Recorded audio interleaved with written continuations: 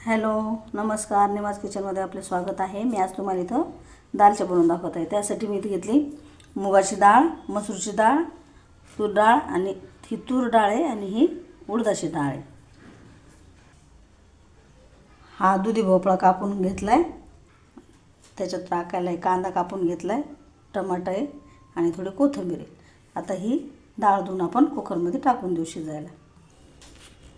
पहा, डाळ 2-3 पाण्याने मस्त छान स्वच्छ धुवून घेतली. आता कुकरमध्ये टाकून देऊ.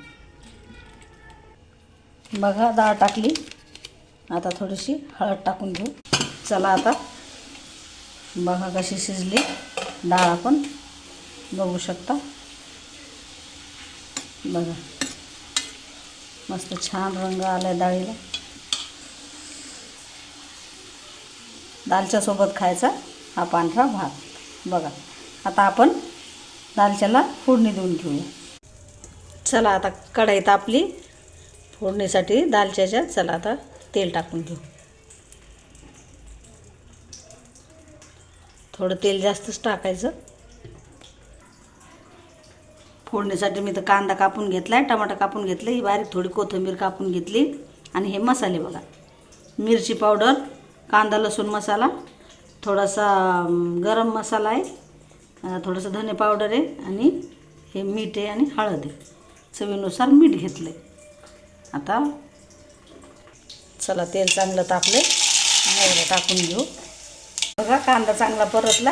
आता याच्यामध्ये आपण लसूण अद्रकची पेस्ट आहे ते टाकून घेऊ. लसूण अद्रक छान परतून झाले. आता हे मसाले सोडून घेऊ सगळे. बघा किती छान रंग आला आहे, मस्त. वा. आता हे टमाटर टाकून घेऊ. मसाल्यातच थोडीशी कोथिंबीर टाकून घेऊ. बघा, मसाल्याचा किती छान रंग आला आहे. आता आपण हे शिजलेलं डाळ सगळं त्याच्यामध्ये टाकून घेऊ. बघा, आता सोडून घे. छान कलर आलेला आहे बघा तुम्ही या ठिकाणी. बघा किती छान रंग आला आहे. चला, आता बसूयात जेवायला.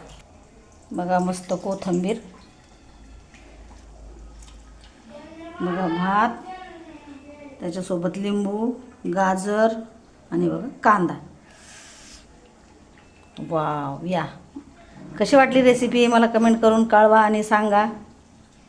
या ठिकाणी तुम्ही बघा. जेवण आवडलं तर लाईक करा, सबस्क्राईब करा आणि कमेंट करून मला सांगा कसं जेवण बनलेलं आहे. धन्यवाद. भेटूया पुढच्या रेसिपीमध्ये.